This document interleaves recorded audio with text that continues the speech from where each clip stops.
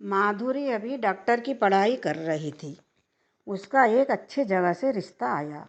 लड़का बैंक में ऊंचे पद में जॉब कर रहा था। माँ बाप ने माधुरी का शादी उससे कर दिया। हालांकि माधुरी का अभी शादी करने का मन नहीं था। माधुरी शादी करके ससुराल आ गई, लेकिन सास को उसकी पढ़ाई करना बिल्कुल पसंद नहीं था।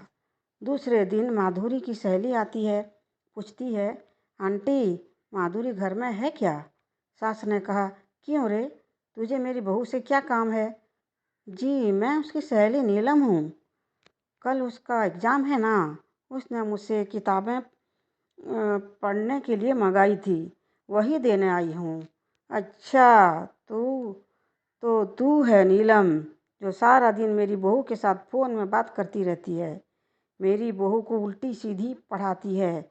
आज के बाद अगर तू मेरी बहू को फ़ोन किया ना, तो मुझसे बुरा कोई न होगा। अरे माँ जी, आप किस ज़माने की औरत हैं? मैं तो आपकी बहू की मदद करना चाहती थी, लेकिन क्या करे, बेचारी की किस्मत ही फूट गई, जो आप जैसी सास उसको मिली हैं।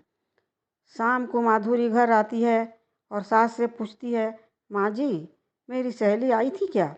सास ने कहा, हाँ आई थी, वो बड़ी बदतमीज लड़की है, मैंने उसे बड़े बड़े ताने देकर भगा दिया। हे भगवान, अब क्या होगा? कल तो मेरा एग्ज़ाम है। सास ने कहा, तेरी बेकार की पढ़ाई में क्या रखा है, चल चूल्हे चक्की संभाल। एक दिन माधुरी घर में नहीं थी। एक कबाड़ी वाला आया, जो पुरानी पेपर और बोतल लेता था। सास ने उसको बुलाकर बहू की सारी किताबें कबाड़ी वाले को बेच दिया।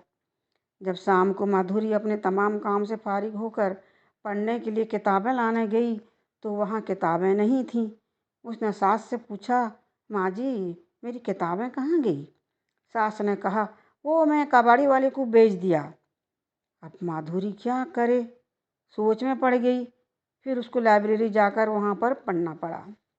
एक दिन सास को बहुत तेज बुखार हुआ। उसने बेटे से कहा कि मुझे डॉक्टर के पास ले चल। बेटे ने कहा, माँ आपका वो बंगाली बाबू का दवाई क्या हुआ? आप उससे तो इलाज कराती थी।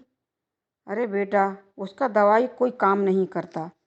बेटे ने कहा, अच्छा मैं माधुरी को फ़ोन करता हूँ, वो अभी आएगी, आपका इलाज करेगी, आप ठीक हो जाएंगी।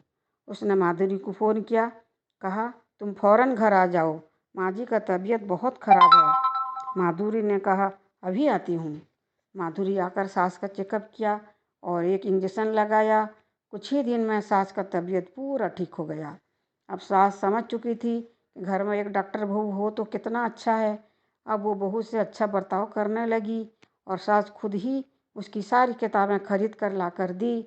बहू भी खुश रहने लगी, दिल लगाकर पढ़ाई करने लगी और कहने लगी, सास कहने लगी कि बहू अब तुम पढ़ाई में ध्यान दो, घर का काम मैं संभाल लूँगी।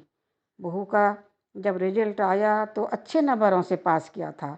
उसको एक जगह गवर्नमेंट में जॉब मिल गई और सास बहू हंसी खुशी रहने लगे।